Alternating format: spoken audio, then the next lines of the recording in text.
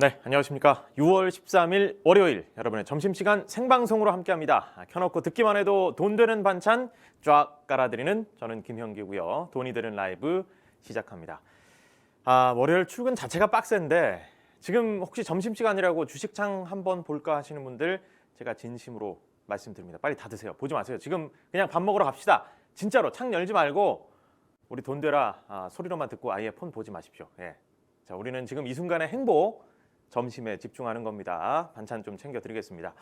자, 외신 훑어서 알짜 정보만 꼽아주는 돈되라 데일리 셰프 임선우 캐스터 나오 계십니다. 어서 오십시오. 네, 안녕하세요. 네, 일단 뭐 오늘 돈되라 한 줄 예고부터 먼저 들어보죠. 돈되라 한 줄 예고인데 제목을 조금 바꿔야 될 것 같습니다. 돈을 지켜야 될 분위기가 아닌가. 뉴욕 증시 칼바람이라고 한번 지어보겠습니다. 핵심 키워드 뉴욕 증시 칼바람. 네, 이제 주말 사이 잠 못 이루시고 우리 서학개미 분들 굉장히 많으실 건데 이럴 때일수록 이제 멘탈 단단히 부여잡고 우리 돈이 되는 라이브 돈되라 시청하면서 어떻게 이 위기를 헤쳐나갈 것인가 한번 전략을 짜봐야 될 것 같습니다. 네, 오늘은 일단 뭐 안 좋은 얘기가 많을 수 있는데 그냥 담담하게 합시다. 예, 네. 담담하게 소나기는 좀 피해가라고 했으니까 일단 의연하게 담담하게 뭐 현재 맞습니다. 어떤 상황입니까? 네, 먼저 팩트 위주로 그럼 정리를 해드리겠습니다. 그러시죠. 뉴욕 증시 상황부터 한번 살펴보겠습니다. 우리 금요일장 뉴욕 증시 큰 폭으로 하락을 했습니다. 다우, S&P 500 둘 다 2% 이상 하락했고요. 나스닥도 3% 넘게 빠졌습니다. 이제 지난주 5월 미국 소비자 물가 지수가 41년 만에 최고치를 기록하면서 투자 심리가 얼어붙은 건데요. 이제 여기에 더해서 근원 소비자 물가도 상승하면서 이제 두 지표가 모두 예상치를 상회했단 말이죠. 그러면서 인플레이션 정점 통과하고 있다는 기대에 찬물이 끼얹으면서 경기 침체 우려가 확산되는 분위기입니다. 일단 이게 다 이 원흉이 소비자 물가 지수인데 네, 그것도 맞습니다. 근원 소비자 물가라는 건 어떤 건지 살짝 좀 소개해 주시죠. 이제 소비자 물가 지수 같은 경우에는 이제 두 가지 종류가 있는데요. 아까 말씀드린 소비자 물가 지수가 있고 이제 근원 소비자 물가도 있습니다. 이제 변동성이 큰 에너지나 뭐 식품 같은 것들을 제외한 물가 지수를 근원 소비자 물가 지수라고 하는데 거기서도 이제 상승세가 나왔거든요.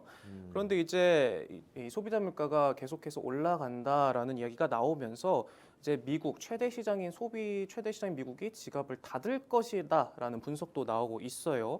그래서 이제 미국 미시간대 조사에 따르면 이제 6월 소비자 심리 지수 예비치가 50.2로 집계됐는데 네. 이제 조사 이래 최저치를 기록했습니다. 네. 일단 말씀하신 대로 근원 소비자 물가라는 거는 뭐 소비자 물가 지수가 너무 유동적이게 되면 그게 이제 좀 보정이 좀 어느 정도 좀 필요할 수도 있는데 그런 이 가장 유동성을 너무 많이 부여하는 물가나 에너지 부분에 있어서는 좀 제외를 하고 어느 정도 좀 이 객관적인 수치에 가깝게 보정을 한 게 어떻게 보면 이제 근원 소비자 물가인데 그 소비자 물가에서도 지금 안 좋은 시그널들이 많이 일어나서 맞습니다. 약간 패닉처럼 이렇게 지금 맞습니다. 그래서 된것 같은데요. 외신들에서는 이제 뭐 미국이 인플레이션 쇼크다라는 표현까지 쓰면서 이제 금요일장에서 기술주들이 또 특히 큰 하방 압력을 받았습니다. 이제 연준이 공격적인 긴축에 나설 것이다. 이따가 이야기 드릴 거지만 이제 자이언트 스텝에 나설 수도 있다라는 전망이 스텝을 나오면서 넘어서서 자이언트 스텝이죠. 네, 맞습니다. 예.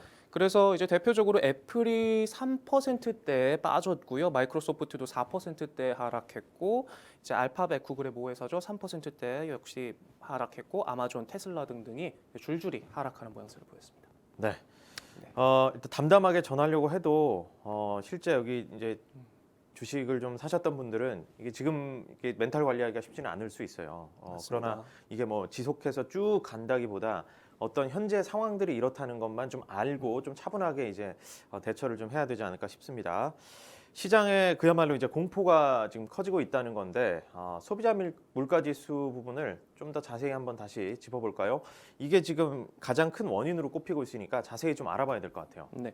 그래서 이제 소비자 물가 지수가 아까 말씀드린 것처럼 40여 년 만에 최고치를 기록했다라고 말씀드렸는데 이제 정확히 보면 노동부 발표에 따르면요. 이제 5월 소비자 물가 지수 CPI가 전년 동기 대비 8.6%나 증가를 했습니다. 이거는 이제 81년 12월 이후 가장 큰 폭의 상승률이거든요. 제가 태어나기도 전이에요. 네. 그래서 아까 짚어주신 이제 근원 소비자 물가 지수죠. 이제 변동성이 큰 에너지와 식품을 제외한 지수인데 이것도 6%가 올랐어요.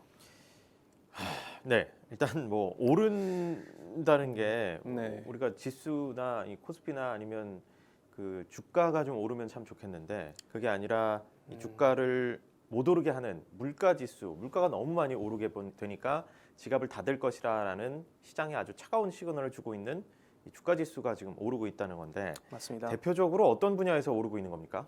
다 오르고 있습니다. 예. 모든 분야에 걸쳐서 오르고 있는데 특히나 이 에너지 가격이 급등세를 보이고 있습니다. 34.6%가 급등했는데요. 34.6%. 34.6%입니다. 이제 2005년 이후 최대폭 상승을 기록했고요. 자꾸 이거 몇 년 이후 최대폭 이런 거 좀 난 안 들었으면 좋겠는데 그만하고 요새 왜 이럽니까? 얼마 만에 뭐 상승, 폭발 이런 거 좋은데 왜 자꾸 여기서 터지는지 모르겠네요. 그러니까요. 네, 그래서 그 중에서도 특히 또 휘발유가 48.7%가 뛰었습니다. 아, 지금 국내에도 지금 경유가가 지금 2,000원 넘어가더라고. 맞습니다. 2,086원 뭐 이렇던데. 휘발유 값을 이제 추월하기도 하고 있고 저는 요새 네. 가장 큰 플렉스가 주유소 가는 거예요. 걸어 다녀야 됩니다, 이제. 정말 이제 무서워서 주유하기도 이제 무서운데 쉽지가 않은데. 네. 네, 그리고 또 이런 가운데 식료품도 12% 가까이 오르면서 43년 만에 최대치를 기록을 했고요. 이제 또 전체 CPI의 3분의 1을 차지하는 주거비도 5.5% 올랐습니다. 에너지 가격의 상승세 지금 이제 34.6% 자꾸 뭐 이 뭐 한 자릿수가 아니라 막 두 자릿수 중에서도 이제 30%뭐 이렇게 되는 거는 좀 너무 이례적인 수치들이라 현실감이 좀 안 오는 상황이기도 한데 에너지 가격 상승세 굉장히 지금 심각한 상황이네요. 네, 아무래도 이제 상황이 상황인지라 이런 이례적인 일들이 많이 벌어지고 있는 것 같아요. 네. 그래서 이제 미국 내 평균 휘발유 가격이 사상 처음으로 갤런당 5달러를 넘어섰고요. 이게 이제 최대 산유국인 러시아에 대한 원유 금수 조치 때문에 공급이 줄고 또 이제 사실상 우리가 코로나19가 끝났다라는 평가가 이렇게 엔데믹에 접어들고 또 날씨도 풀리기 시작하니까 여행 시즌에 접어들면서 수요가 급격히 늘어나고 있는데 공급이 정말 못 따라가고 있다는 평가들이 나오고 있거든요. 네. 그래서 상승세는 이제 당분간 이어질 것이다라는 전망이 나오고 있습니다. 기본적인 이제 수요가 늘 수밖에 없는 여러 가지 상황들이 있는 상황에서 이 공급에 대해서 뭐 여유 있게 나올 거라는 전망은 하나도 없고 공급 상황, 수급 상황이 너무 좋지 않으니까 그냥 기본적인 수요 공급만 생각해도 지금 오를 수밖에 없는 상황이긴 한데 네, 맞습니다. 그건 그렇다 치고 밥상 물가는 정말 먹고 사는 문제잖아요. 그럼요. 밥상 물가가 자꾸 또 오르고 있다고요. 맞습니다. 아까 말씀드린 것처럼 12% 가까이 올랐는데 이제 대표 식품업체들도 줄줄이 가격 인상을 예고를 했어요. 이제 우리에겐 조금 생소하지만 이제 미국의 대표적인 수프 제조사 캠벨 그리고 제과 업체인 몬델리즈 그리고 우리도 잘 아는 맥도날드도 줄줄이 인상을 예고했습니다. 아, 맥도날드는 좀 안 오르면 안 됩니까? 그러니까요. 우리 왜 흔히 말하는 빅맥 지수라고 해가지고 그러니까요. 이제 물가를 대변하는 그런 지수도 나와 있잖아요. 네. 이제 뭐 각 국가마다 빅맥 가격에 따라서 그 국가의 뭐 물가 지표를 가늠을 한다라고 하는데 이것도 뭐 이제 무의미해진 것 같아요. 네. 그러니까요. 수프도 그렇고 뭐 제과, 네. 맥도날드 안 밥상 오르는 게 물가가 없습니다. 지금 심상치 않게 움직이고 있는 상황인데 갑자기 왜 이렇게 오른 건지 원인을 좀 따져봐야 될 필요가 있을 것 같아요. 네. 이게 지금 뭐 계속해서 몇 년 만에 이런 상황들이 터지고 있다를 여기 말씀드리고 있는데 아무래도 코로나19가 가장 큰 것 같습니다. 일단 코로나19가 완화세 아까 말씀드린 것처럼 완화세에 접어들면서 이제 수요가 폭발적으로 늘어나고 있는데 공급이 못 따라오고 있단 말이죠. 공급은 왜 막히고 있느냐? 여기에는 뭐 여러 가지 분석들이 나오고 있지만 그 중에서도 일단 러시아 우크라이나 전쟁이 있을 것이고요. 전 세계 에너지 식료품 가격이 지속적인 압박을 가하고 있고 또 최근 거의 2달 넘게 이제 중국의 봉쇄 조치가 계속돼 왔잖아요.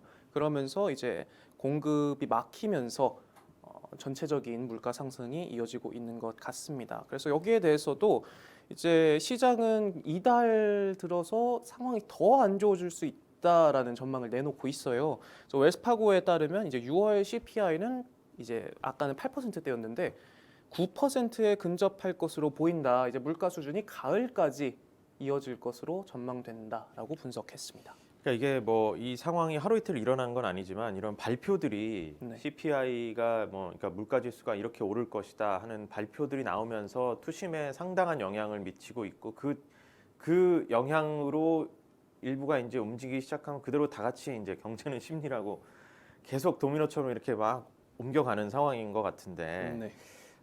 자이언트 스텝이라는 얘기도 나오고 있고 또 목요일에 이제 뭐 FOMC 회의도 좀 주목을 해야 될 필요가 있다 이런 얘기들도 나오고 있는데 미국이 그야말로 인플레이션 쇼크 상황이라는 얘기까지 나오고 있고 그렇다면 연준이 움직이겠죠.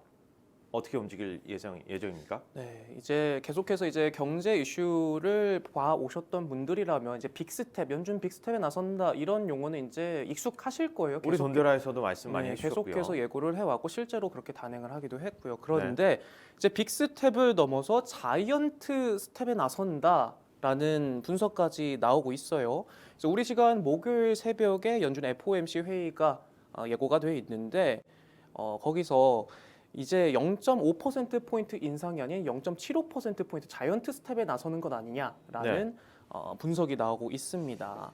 그래서 이제 CPI가 발표되기 전에는 이제 6월과 7월 0.5%포인트씩 이 빅스텝에 나서고 9월 한 번쯤 쉬어가는 것 아니냐라는 전망이 많이 있었는데 네. 당장 이번 회의에서 0.75%포인트 금리 인상에 나서는 것 아니냐는 분석이 나오고 있습니다. 보통 이게 0.25%, 0.5% 이런 것들이 좀 일반적으로 우리가 올린다고 할 때 아는 포인트인데 0.75% 포인트.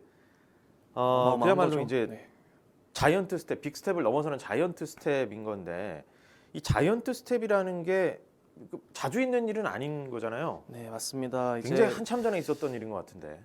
자이언트 스텝에 나섰던 건 이제 1994년 11월 이후 처음이거든요. 만약에 현실화되게 된다면. 네. 그런데 바클레이즈부터 뭐 제프리스까지 이제 연준이 단장에 자이언트 스텝에 나설 것이다라는 전망이 계속해서 나오고 있어요. 근데 하지만 이제 아무래도 이제 급격한 긴축 부작용에 대한 우려도 많이 나오기 때문에 그래도 속도 조절에 나설 것이다라는 전망들도 나오고 있거든요. 네. 그래서 골드만삭스 같은 경우는 6월, 7월, 9월 이렇게 0.5%포인트 빅스텝을 단행할 것이다라고 이야기를 하고 있고요. JP모건 같은 경우는 6월에 0.5%포인트 인상을 하고 이후에 전략을 새롭게 재설정할 것이다라는 분석을 내놓고 있습니다. 그리고 이제 시카고 선물거래소의 페드워치는요. 이번 주에 0.5%포인트가 인상할 확률이 59.7%로 분석을 했고요. 0.75%포인트 그러니까 자이언트 스텝이죠. 자이언트 스텝도 40% 이상 확률이 있다라고 분석했습니다. 이 인상 확률은 저는 개인적으로 어떻게 내는 건지 참 이게 궁금합니다. 0.5%일 수도 있고 0.75%포인트 인상일 수도 있다. 뭐 빅일 수도 있고 자이언트 스텝일 수도 있다. 그런데 이게 저희가 자이언트 스텝을 강조해서 그렇지 빅 스텝도 사실상 굉장한 큰 폭으로 그러니까요. 금리 인상이거든요. 네. 그런데 0.75%포인트로 인상할 확률이 40%가 넘는다라는 분석을 내놓고 있으니까 아무래도 시장에서 우려감이 좀 커지고 있는 것 같습니다. 그러니까 뭐 근거 없이 이렇게 내놓지는 않았을 테니까 JP 모건이나 골드만이나 네. 우리가 아는 뭐 바클레이즈, 뭐 제프리스 이런 곳에서 각자 이제 전망들을 각자의 근거로 판단을 해서 내놓고 있는 상황인데 어쨌든 동일하게 보자면 적지 않은 변화가 예고가 돼 있다. 0.5% 내지 0. 최대 75%까지 금리를 인상할 수 있다라는 얘기죠. 네. 일단 여기까지 이 얘기는 해보고 밤사이 또 기업 소식들 여러 가지 나왔을 텐데 기업 소식 다양하게 풍성하게 요거 좀 반찬으로 좀 괜찮은 재밌는 소식 없어요? 조금 우리 분위기를 전환해서 돈대라지 않습니까? 그렇죠. 돈되는 소식들 한번 짚어보겠습니다. 밤사이 나온 외식들, 주말 사이 나온 외식들 한번 짚어볼 텐데요. 네, 좋습니다. 자, 먼저 테슬라, 우리 서학개미들의 이제 순매수 상위권에 늘 차지하고 있는 테슬라 소식이 임캐 또 가장 좋아하는 테슬라. 네. 이게 어떻게 보면 애증의 관계인 것 같아요. 맞습니다. 이게 참 나를 속상하게 했다가 또 웃게 만들고 또 웃게도 기대하게 만들고 사람 참 잡아요. 네, 어떻게 맞습니다. 된 겁니까? 뭐가 어떻게 됐어요? 자, 테슬라가 2년여 만에 주식 분할을 추진하기로 했습니다. 이제 미 증권거래위원회에 이제 3대 주식 분할을 결정하는 내용이 담긴 주총 안건 보고서를 제출을 했는데요. 이제 2020년 8월에 5대 1로 이제 주식을 쪼갠 이후에 이제 2년여 만에 다시 주식 분할에 나섭니다. 네. 일단 주식 분할하면 이제 지난주에도 저희가 조금 알아봤지만 문턱이 좀 낮아지고 그럼 나도 한번 해볼까? 전에는 이제 너무 비싸니까 접근하기가 좀 그랬는데 맞습니다. 많은 분들이 이제 또 동참을 하게 될 수 있다는 거니까 많은 사람들이 오면 좀 더 따뜻해질 수도 있다 이런 생각들이 또 들기도 하는데 네. 자, 주식 분할에 나서는 이유 구체적으로 좀 어떻게 정리해 볼 수가 네, 있을까요? 테슬라의 설명에 따르면 이제 주주 가치 제고와 직원 보상 차원이라고 설명을 했어요. 그런데 이제 외신들의 분석에 따르면 테슬라 같은 경우 주가가 올해 들어서만 40%가 빠졌거든요. 그래서 아까 말씀해주신 것처럼 이제 주식 분할이 뭐 기업 가치에 직접적인 영향은 없지만 이제 아무래도 투자 문턱을 낮추고 이제 매수가가 낮아지게 되면 더 많은 신규 투자가 유입이 될 수 있기 때문에 이제 뭐 자금 흐름이라든지 이런 부분에서 조금 더 좋은 모습을 보일 수 있겠다라는 기대감이 커지면서 이제 테슬라가 반등을 모색하는 차원에서 이런 전략을 꺼내든 게 아닌가라는 생각이 듭니다. 그때 또뭐 금요일장에서는 사실 좀 하락을 하기도 했었는데 네네. 실제로 좀 어떻게 깜짝 반등했습니까? 네, 이제 금요일장에서는 3% 이상 빠지긴 했는데 이제 이 소식이 나온 직후 이제 시간의 거래에서 2% 가까이 올라서 $700 선 가까스로 이렇게 기어기어 올라 700슬라를 턱걸이 했습니다. 700슬라. 그래도 이제 하나씩 올라가고 있어요. 앞자리가 바뀌었어요. 굉장히 긍정적입니다. 희망을 좀 어떻게든 찾아보고 싶어 하는 것 같아요. 저 간절합니다.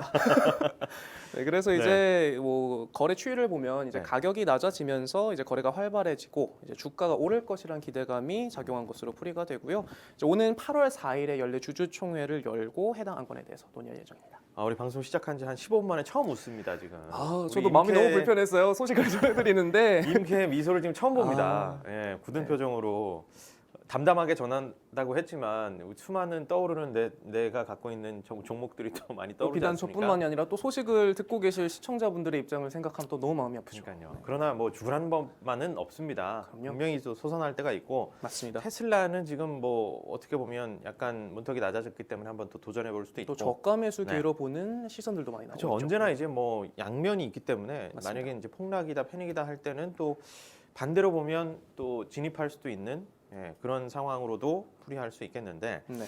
일단 뭐 완전히 결정된 겁니까? 아니면은 지금 논의 예정이 어떻게 돼 있죠? 이제 8월에 주주총회 때 안건에 붙일 예정입니다. 네, 알겠습니다. 자, 최근 기업들 중에 특히 빅테크 기업들도 이렇게 주가 쪼개기에 좀 나서고 있다고요? 네, 이게 테슬라뿐만이 아니라 이제 최근 들어서 빅테크 기업들이 어떤 트렌드가 된 것 같아요. 아무래도 기술주가 큰 타격을 받기도 했고 주가 하락세를 면치 못해서 그런 면이 있는 것 같은데 최근에 아마존도 20대 1 주식 분할을 단행을 했고요. 완료가 됐고 이제 알파벳도 마찬가지로 20대 주식 분할을 다음 달에 할 계획입니다. 그래서 이제 외신들 같은 경우에는 이제 코로나19 대유행 기간 동안 수혜를 본 빅테크 기업들이 이제 합리적인 매수가를 제시하기 위해서 주가를 좀 쪼개고 있다. 새로운 트렌드로 반영이 되고 있다라고 분석을 했습니다. 네, 좋습니다. 올 들어 기업들 지금 뭐 빅테크 기업도 그렇고 기술주들, 성장주들 안 좋다는 소식들 많이 전달을 해드렸었는데 네.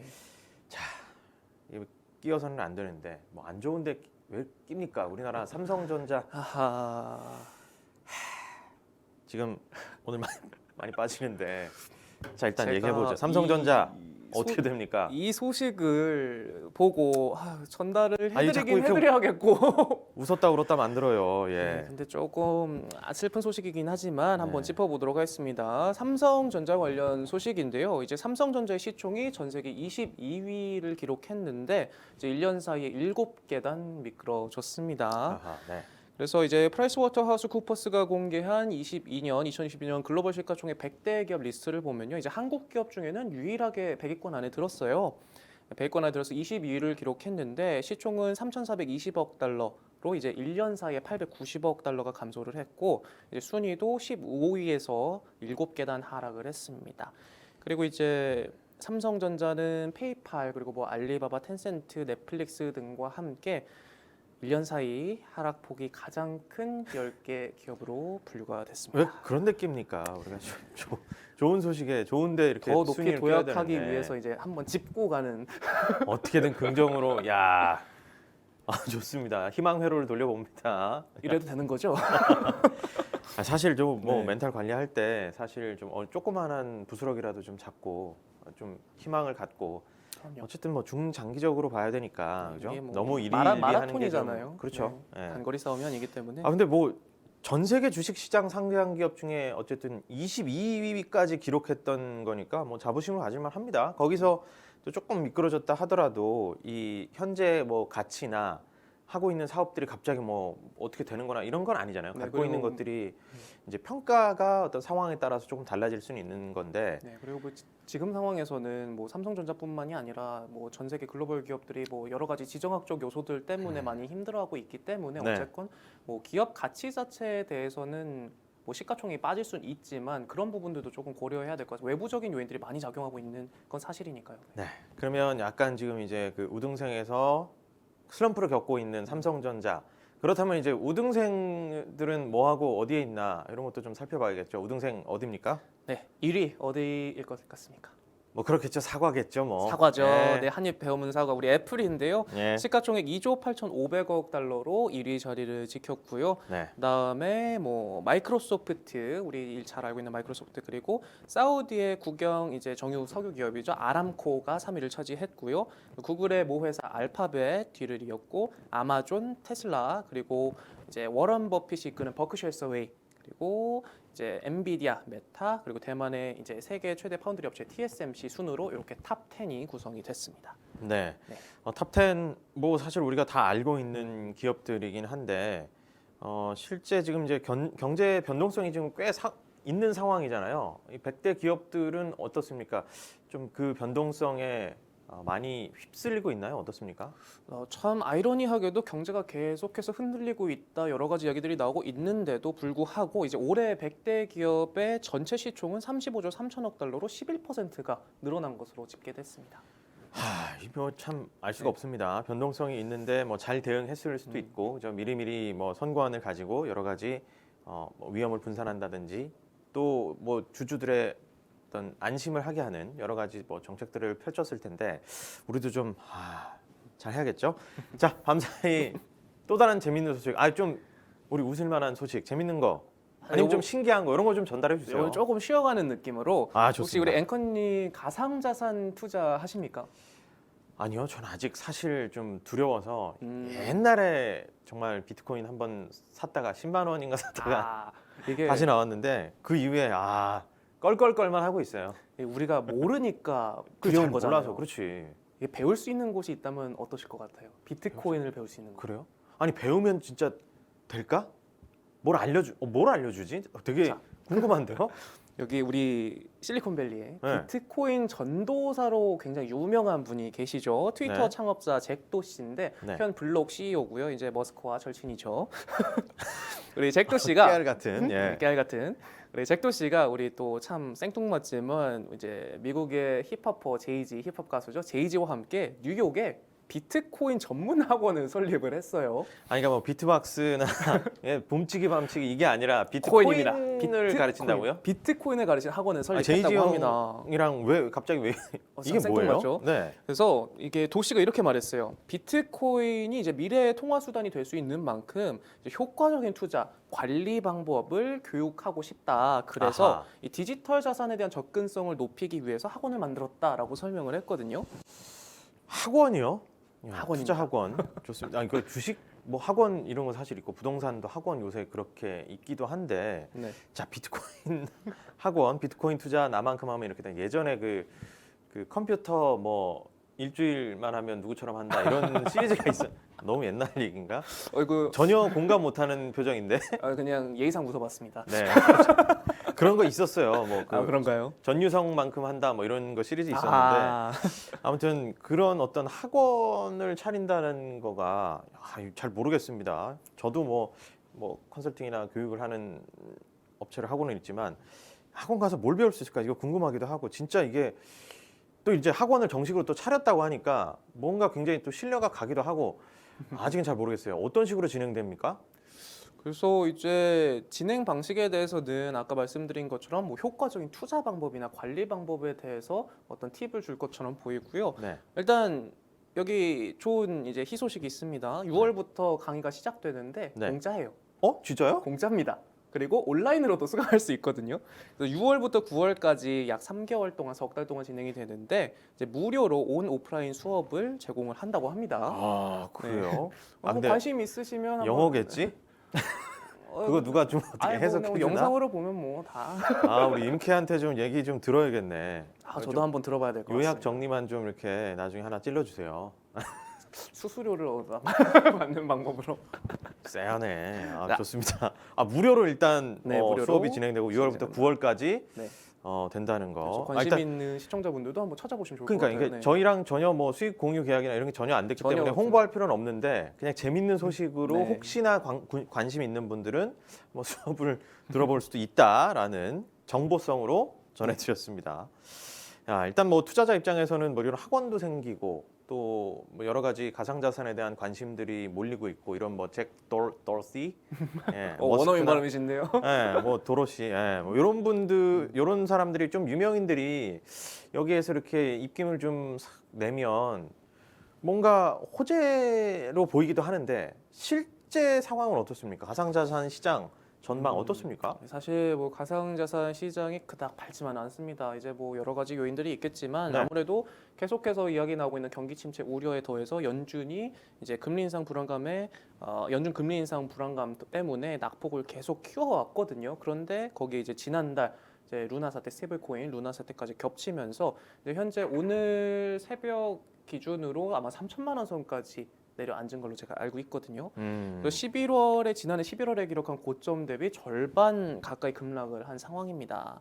거기에 더해서 이제 뭐 제니 옐런 미 재무부 장관이나 게리 겟슬러 SEC 위원장 같은 경우에도 계속해서 규제에 나서겠다 예고하고 있는 만큼 아무래도 가상자산이 조금 힘을 쓰지 못하고 있는 상황은 사실입니다. 네, 뭐 지난주에 이제 가상자산을 관리하는 주체가 살짝 바뀌면서 네. 약간의 뭐 호재 같은 소식도 물론 있었지만 호재와 악재 이런 것들을 우리가 좀 전달해드리는 이유는 객관적으로 이걸 보고 좀 판단을 잘 하시고 이성적으로 접근을 해야 된다. 근데 지금 11월 고점 대비 막 절반 가까이 가고 이게 유동성이 굉장히 큰 자산이기 때문에 그때 이제 뭐 주식 전문가님도 나오셔서 얘기를 하셨지만 이게 뭐 돈을 빌려서 한다든지 아니면 내가 꼭 필요한 돈 언제 나와야 되는데 맞습니다. 그걸 만들겠다 하면서 들어가면 안 되고 이건 잉여 여유 자금으로, 돈 예. 그러니까 이거는 정말 여유 돈으로 다 잃어도 허허허 웃을 수 있는 돈은 없겠지만 앵커님 여유 자금으로 해도 마음이 아픕니다. 그건 그래. 아니 이게 숫자일 뿐인데 네. 왜 이렇게 마음이 진짜 아프고 하루가 힘들고 막 그럴 수 있어요. 우리가 물론, 같이 멘탈 흔들릴 때 같이 부여잡아야 됩니다. 맞습니다. 뭐 물론 이게 뭐 가상자산 시장이 크게 흔들리고 있긴 하지만 이제 계속해서 나오는 이야기들이 이게 옥석가리기가 될 수 있는 좋은 무대가 될 수도 있다라는 평가도 나오고 있거든요. 아무래도 가상자산이 종류가 굉장히 많잖아요. 우리가 잘 알고 있는 뭐 대장경인 비트코인도 있고 이더리움도 있고 한데 이제 그 중에서 실질적 가산으로 인정받을 수 있을 만한 진짜 가상으로, 아니 진짜 자산으로 인정받을 수 있는 화폐 수단이 될 수 있는 코인을 가려내는 어떤 그런 과도기에 와 있다라는 평가들도 나오고 있습니다.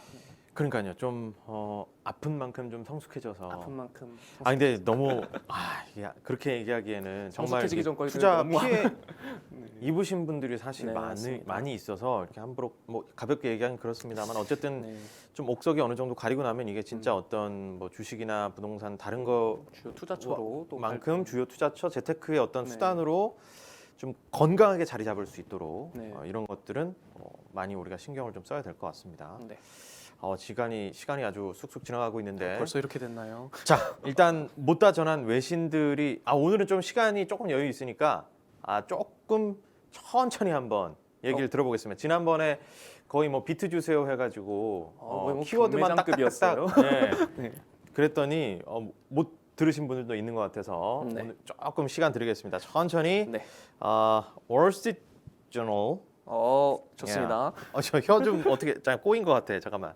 점점 여기 버터칠이 돼가고 계신 것 같아요. 자, 자, 월스트리트 시간이 저널은 넉넉하다고 하시니까 좋습니다. 조금 여유롭게 진행해 보겠습니다. 천천히 한번 얘기해 네, 주시죠. 먼저 월스트리트저널발 기사부터 한번 살펴보겠습니다. 우리 모두 좋아하는 애플이죠. 전 세계 시총 1위 기업. 애플에서 이제 9월부터 모든 비밀번호를 없앤 로그인 시스템을 적용할 방침이라고 발표를 했어요. 아니 그럼 이제 비번 머리 아프게 더 안 해도 되는 거예요? 맞습니다. 근데 그럼 비번 없이 뭘로 해요? 참 이게 아이러니하게도 애플 측 주장은 비밀번호가 있기 때문에 개인정보가 털린다라고 해서 이 기술을 도입을 하기로 했는데 누군가가 비밀번호를 알아낼 수 있으니까. 맞습니다. 그리고 네. 이제 해킹도 가능하고 이제 비밀번호가 공유되는 과정에서 유출이 될 수도 있고 여러 가지 우려가 있잖아요. 그런데 네. 이제 애플이 이제 최근에 WWDC 이제 세계 개발자 회의에서 iOS 16 새 운영체제를 공개했죠. 그 새 운영 체제 키패스로 불리는 새로운 시스템을 도입을 했어요. 네. 그래서 이 기능을 보면 이제 자신이 사용하는 단말기 기기에 지문이나 안면 정보를 저장을 해놓으면 이 모든 앱과 웹사이트를 별도의 비밀번호나 그런 것들이 없이 터치나 혹은 안면 인식만으로 사용을 할 수 있게 하기로 했습니다. 야, 네. 그럼 정말 보안이 어쨌든 나 아니면은 절대 열 수가 없는. 갑자기 조금 철저하게. 이제 혹시 이제 막 혹시나 하는 분들은 아이폰으로 바꾸는 또 물결이 또 일어날 수도 있겠네요. 혹시 내가 이거 유출되면 안 되는데 하는 약간 이 구린 분들이나 예? 그런 분들이 또 악용하게 되면 안 되는데 말이죠. 그런데 이게 또 하나의 트렌드화되고 있어요. 애플뿐만이 아니라 마이크로소프트 같은 경우도 비밀번호를 없애는데 조금 동조하는 추세이기도 하고요. 거기에 관련된 이제 뭐 기술 투자나 그런 것들을 확대하고 있는 방향이거든요. 이제 애플 같은 경우는 이제 이달에 이제 개발자용 프리뷰 프로그램 베타 버전을 출시를 하고 이제 다음 달에 저희 같은 일반 이용자들이 이용할 수 있는 맛보기 형태로 출시를 한 다음 오는 9월 정식 출시를 할 예정이라고 합니다. 네. 네. 아, 우리 그 좀 뭐 더 나간 얘기긴 합니다만은 추억의 그 비밀번호 이제 뭘로 정하지 하면서 우리 같이 뭐 커플끼리 같은 비밀번호로 한다든지 혹시 지금 이런 낭만. 휴대폰 비밀번호도 저는 뭐 저희 뭐 아내와 함께 모든 것을 확실하신 겁니다. 공유하려는 어떤 아까 의지와 바로 이 제가 기조가 그렇다는 거죠. 소식 전해드리니까 바로 애플 알아보시는 아이폰 14 언제 너무 들어오지 나오시던데요. 마. 예, 자세한 거는 뭐 예. 알겠습니다. 기조가 그렇다는 거고 네. 우리 막 그 비밀번호 힌트 질문 이런 거 설정했었잖아요. 아 맞습니다. 뭐 아버님 성함은 뭐 해가지고 그거 찾고 키우는 하는 반려견 이름은 맞아요. 예, 그런 옛날에 추억이 있었는데 네. 아니 그런 게 이제 기술 발달에 따라서 자연스럽게 이제 뭐 네. 아예 없어지고 그냥 무조건 내 생체 인식 정보로만 들어간다는 게 뭐 아직 네. 조금 약간 근데 뭐 받아들이기 좀 그렇기도 하고. 우려도 나오실 텐데 이제 애플이 설명한 기술력을 보면요. 네. 이제 뭐 조금 구체적으로 설명을 드리자면 이제 해당 기술은 웹 인증이나 종단 간 암호화 같은 첨단 기술을 활용했다고 설명을 해요. 그래서 운영자인 자신들을 포함해 누구도 해독을 할 수 없다. 그리고 패스워드 자체가 필요 없기 때문에 피싱 같은 사기 피해가 크게 줄어들 것이다. 물론 뭐 긍정적인 효과가 있겠죠. 보안 기술 자체가 발달하면 훨씬 더 안전해지긴 할 텐데 조금 여러 또 가지 이렇게 또 다른 측면에서 예. 또 문제가 나올 수 있죠. 그냥 어떤 개인적인 소회, 개인적인 낭만에 음, 갑자기 한번 섞여 들어가 봤습니다. 자, 이어서 또 한번 다음 소식 전해주시죠. 다음 넘어가 볼까요? 네. 이제 골드만삭스 이제 대표적인 미국의 투자 은행이죠. 골드만삭스가 가짜 ESG 펀드로 미국서 조사를 받게 됐습니다. 이제 금융당국의 조사 대상 물망에 올랐는데 네.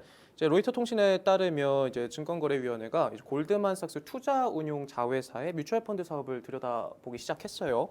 이렇게 보면 이제 골드만삭스는 이제 이름에 청정 에너지나 ESG가 들어간 펀드를 4개 이상 운영을 하고 있는데 이 펀드의 실제 투자 대상이 홍보했던 것과는 다르다는 의혹을 받고 있습니다.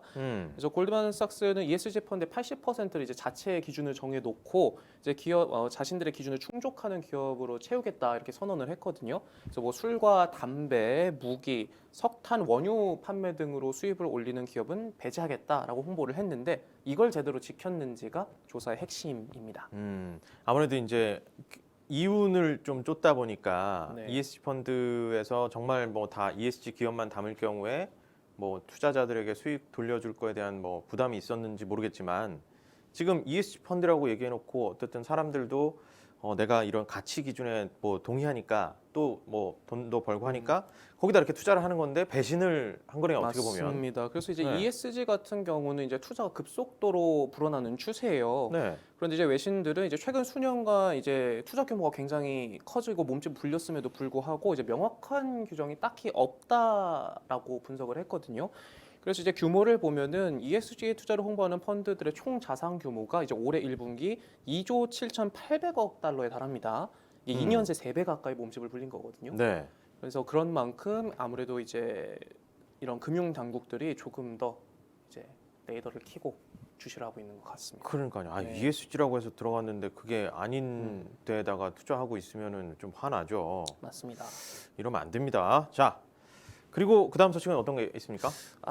애플 관련해서 또 재밌는 소식이 하나 나왔는데요. 네.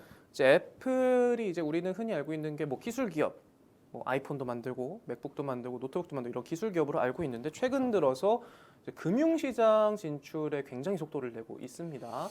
아, 네. 금융까지 훅 들어간다고요? 네, 그런데 이게 네. 이번에는 좀 규모가 스케일이 좀 달라요. 네. 이제 최근에 뭐 이 앞서 이제 애플 같은 경우는 골드만삭스하고 뭐 신용카드 사업을 하기도 하고 이런 것들을 해왔는데 이번에 선구매 후지불 서비스 애플페이 레이터를 발표를 했죠. 지난 WWDC 때. 그런데 이제 이 애플페이 레이터에서 이제 금융기업의 대출 및 신용평가 서비스에 의존하지 않고 자체적으로 운영할 것이라고 밝혔거든요.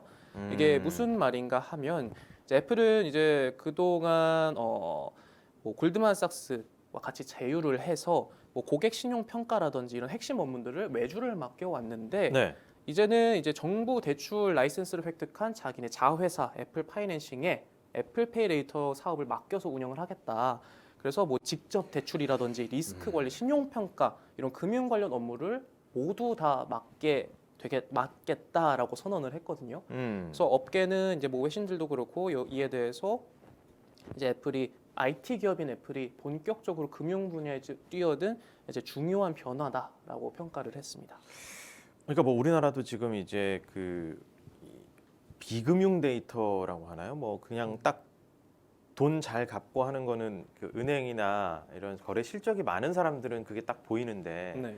뭐 대학생이나 주부들이나 다른 분들은 사실 잘 갚을 수 있는 능력 소액이고 하면은 잘 갚을 수도 있는데도 신용이 그 거래 실적이 잘 안 쌓여서 돈도 못 빌리고 더 고금융권으로 가고 이런 이제 모순들이 있어서 다른 기준들을 좀 더 같이 반영을 해서 이분들에게도 돈을 빌려주겠다 하는 여러 가지 서비스들이 이제 생기고는 있는데 뭐 그런 점에서 보자면 애플도 억울한 사람들한테 좀 더 돈을 빌릴 수 있는 길이 좀 넓어질 수도 있겠다 이렇게 장점으로 볼 수도 있겠지만 또 한편으로는 이게 야 애플이 이것까지 몸집을 어마어마하게 수출하게 불렸습니다. 되면 이거 어떻게 하나 싶기도 그리고 우리 합니다. 앵커님은 굉장히 이제 밝은 전망을 탁 내놓으시면서 정말 아름다운 그런 너무 아름다웠나요? 아름다운 순수했나? 목적에 순수한 목적으로 애플이 했다라고 말씀해 주셨는데 저는 아니, 조금 그게 다른 아니라, 시선을 한번 보겠습니다. 예, 아니 우리나라는 또 이제 그렇게도 네. 열심히 하고 있는 또 기업들 빅테크 물론 기업들이 있으니까. 물론 뭐 그런 좋은 의도도 있겠지만 애플은 어떻습니까? 외신들의 평가를 보면요, 애플이 금융 서비스에 진출하던 게 단순히 뭐 금융업을 통한 수익 창출뿐만이 아니라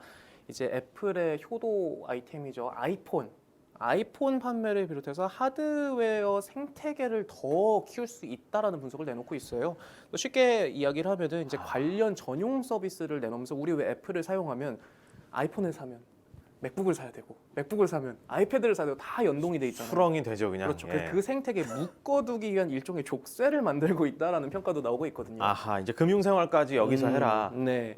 그래서 최근에 제 기억이 맞다면 올해 애플이 아이폰 단말기 구독 서비스에 대해서 검토를 하고 있다라는 보도가 나온 적이 있었거든요. 블룸버그의 이제 애플 전담 기자 마크 거먼이 낸 기사였는데. 이제 친구 같아. 지난번에 하도 얘기해줘가지고. 이제 저도 이름이 너무 익숙해서 마크 그 친구. 예. 우리 거먼 친구 마크 예. 거먼.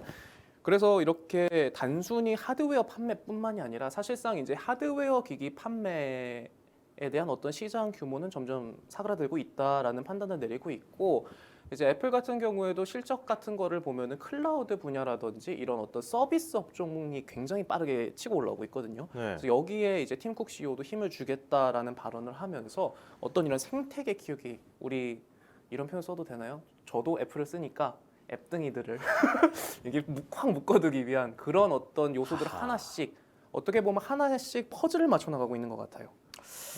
야, 그런 의미에서 이 뭐 이렇게 진짜 이 전 세계인을 애플 공화국으로 그냥 아주 다 싹 밀어넣어 버리는. 비슷한 분이 또 약간 야 무서운 상상이 또 들기도 합니다. 네. 그래서 그래요? 요즘 최근 이제 뭐 글로벌 빅테크 기업들 특히나 기술주 같은 경우에는 기술의 경계가 명확해지지 않는 게 추세인 것 같아요.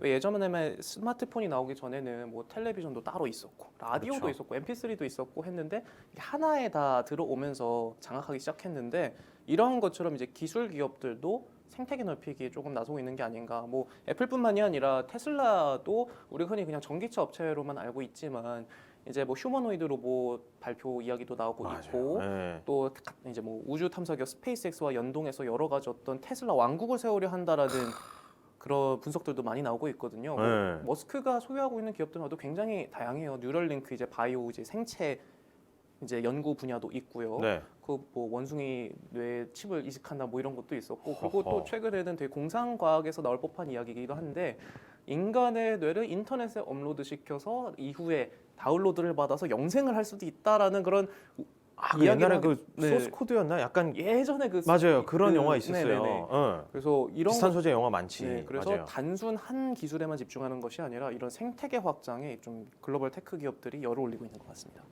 야, 이거 어떻게 이게 잠깐 정신 못 차리는 사이에 정말 왕국이라는 표현이 그리고 이 기술을 선도하는 기업들이 끊임없이 어떻게든 좀 더 수많은 이윤을 창출하기 위해서 수많은 기술들을 개발하고 있는데 뭐 그쪽에서 여러 가지 좋은 기술들이 나오고 과학이 발전하는 거는 뭐 긍정적인 부분일 수도 있지만 네. 자칫 잘못하다가는 우리가 거기에 다 잠식돼 버리면 네. 나중에는 그냥 어떻게 우리는 거기에 노예가 돼서 하란 대로 해야 되잖아요. 이거 그래서 또 섬뜩하기도 하고. 그래서 우리 돈데라 돈이 되는 라이브 방송을 보시면서 이제 나만의 기준을 세울 수 있는 이런 정보들을 빠르게 습득하셔야 되는 게 어우, 어떻게 잘 치고 보면 들어와. 조떼꾸알 좋다. 깜짝 놀랐네. 내가 알면서도 깜짝 놀랐네. 좋아요, 댓글, 구독, 알림 설정이라는 거. 해석 네. 감사합니다. 자, 이어서 뭐 네. 재밌는 소식 마지막 하나만 한번 베스트로 한번 꼽아 주실까요? 하나만 더 꼽아볼까요? 그러면 우리, 근데 얘기가 재밌어. 우리 그럼 지금까지 너무 좀 무거운 얘기들만 했으니까 네. 근데 저는 개인적으로 새벽에 나온 기사 중에 이 기사가 가장 마음에 듭니다. 뭡니까? 맥도날드가 미국에서 건강 메뉴를 퇴출시켰습니다. 샐러드 안 판답니다. 건강 메뉴를 네. 퇴출시켰다고요? 퇴출시켜 버렸습니다. 보통 약간 역행하는 거 아닌가? 많이 지금 막 베지테리언이나 건강식 이런 그렇죠. 데에 대한 관심도 높아지고 있는데 오히려 맥도날드는 아예 우리 원래 하던 대로 우리 정크푸드에 집중하겠다 뭐 이런 얘기예요? 정확합니다. 오. 자, 블룸버그발 기사를 색다르다 보면요. 접근이. 굉장히 색다르죠. 네. 근데 맥도날드가 사실 주가가 그렇게 좋지는 않았어요. 요즘 들어서 실적도 그렇고 네, 아까 또 얘기도 했죠 잠깐. 네, 그리고 맥도날드 러시아 사업 철수건도 있었고요. 음. 여러 가지 조금 출렁이는 모습을 보여왔는데 네. 이제 이유를 찾다 보니 이제 맥도날드가 건강식품 쪽으로 계속해서 진출하는 움직임을 보여왔어요. 뭐 기업들이 인수를 한다든지 아니면 메뉴 개발을 한다든지 왔는데 이제 블룸버그 통신에 따르면 이제 맥도날드는 이제 샐러드, 뭐 구운 치킨 버거, 과일 요거트 파르페 이런 뭐 건강 메뉴들을 이제 미국에 있는 14,000개 매장에서 완전히 판매를 중단하기로 결정을 했습니다. 그게 뭐 수익성 문제예요? 네, 그래서 뭐 이제 가맹업주들 이야기를 들어보면 네. 이제 건강 메뉴는 손도 더 많이 가고 수요도 없을 뿐더러 그리고 또 최근 들어서 이제 경기 침체 우려가 확산되고 미국 물가 소비자 물가 계속해서 올라가면서 우리 사실 다이어트 할 때 식비가 제일 많이 들잖아요. 그렇죠. 맞아요. 건강식이 맞아요. 비싸요. 응. 그러다 보니까 수요도 없고 수익성 악화로까지 연결이 되고 있거든요.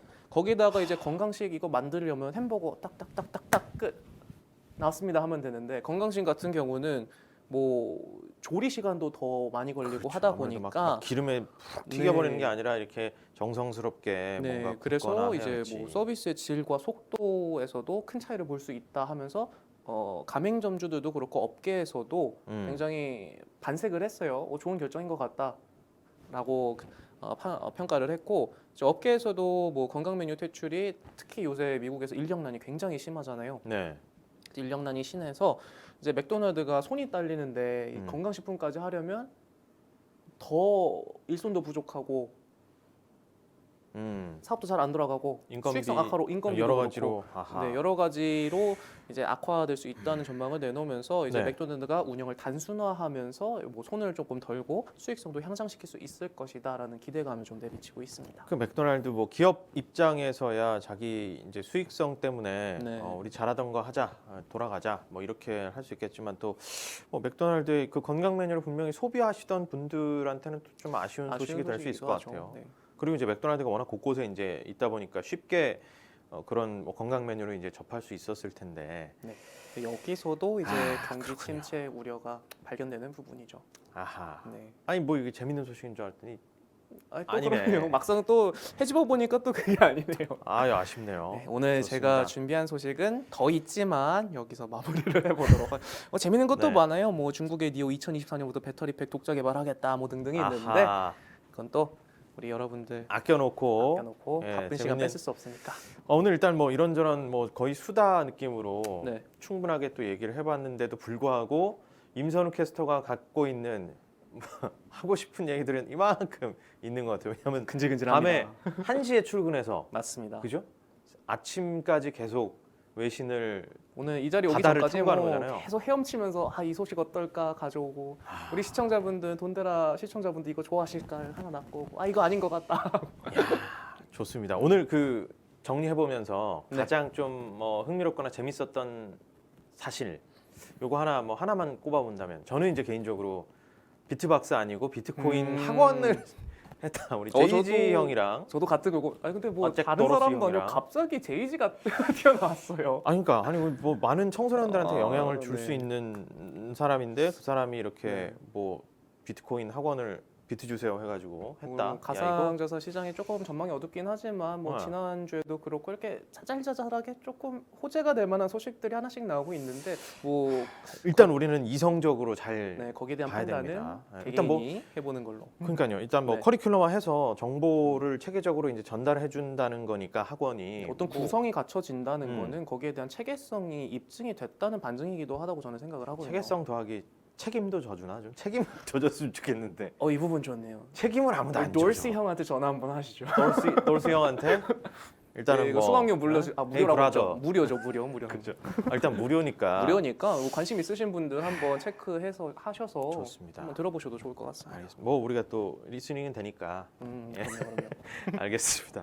자 오늘 뭐 이런저런 얘기 한번 나눠봤는데 일단은 우리가 오늘 제가 다시 한번 말씀드리면 주식창은 안 보고 우리 얘기만 조금 저희 돈데라 소식만 귀로 조금 들으면서 좀 마음 편하게 며칠간은 좀 지내셨으면 좋겠습니다. 이게 맞습니다. 멘탈 관리가 중요하니까요. 일단 돈데라 오늘 좀 돈드는 정보, 좀 재밌는 정보 쏙쏙 골라오신 우리 돈데라의 셰프, 예 좋습니다. 데일리 셰프 임선우 외신캐스터와는 여기서 또 인사를 나눠야겠네요.